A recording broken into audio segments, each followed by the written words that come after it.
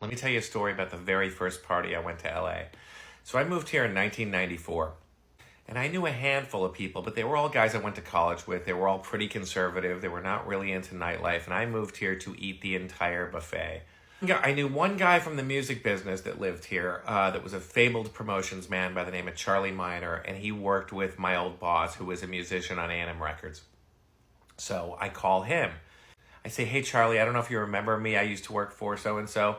And he goes, buddy, how you doing, buddy? Welcome. Yeah, meet me at Vince Neil's house. And hangs up the phone. And I'm like, Vince Neil from Motley Crue? I don't know where that guy lives. So I'm like, what am I going to do?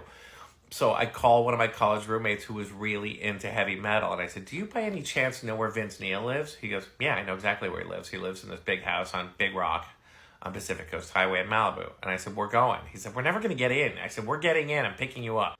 So on the drive out to Malibu, I'm telling my friend about Charlie Miner. And Charlie Miner was the physical embodiment of the old rock and roll business when it was great. Sex and drugs and rock and roll and women falling from the skies and heavy metal. And Charlie was the kind of guy, you went out to dinner with him, he would order every single thing on the menu and a case of the best wine. If you were going to a ball game, there was no question where you were sitting. You were sitting in the 4 seats directly behind home plate, front row. This guy half-assed nothing. And he was a good old Southern boy from Georgia and just full of charm and wit. And he wore white suits and he drove a white Rolls-Royce convertible. And this guy was cool.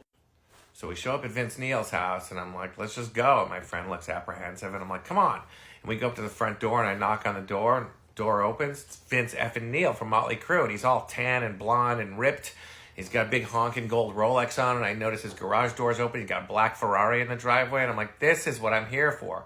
Anyway, we ended up staying there for like 2 days, and it was wild and really cool people and really beautiful women, and there were, of course, consciousness-altering entertainment products. And it seemed like everything I would ever try to go to. I'd go to a party, I'd go to a club, I'd go to a this, I'd go to a that, and there'd be a sea of people in the streets trying to get in, and I would just like look. And then be like, there's Charlie and his entourage. I'd be like, Charlie. He'd be like, yeah, come on, he's with us. And got shepherded into a lot of things. And then one day, Charlie sadly was murdered by a crazy stripper, which can happen sometimes. It was very, very sad. And I went to his service at the A&M Studios lot at Sunset and La Brea. And again, there was a sea of people. There were thousands of people trying to get in. And I actually found myself looking around in the crowd for Charlie to get me into his own service. So Charlie Miner, you are missed. You are loved. Buddy, Godspeed.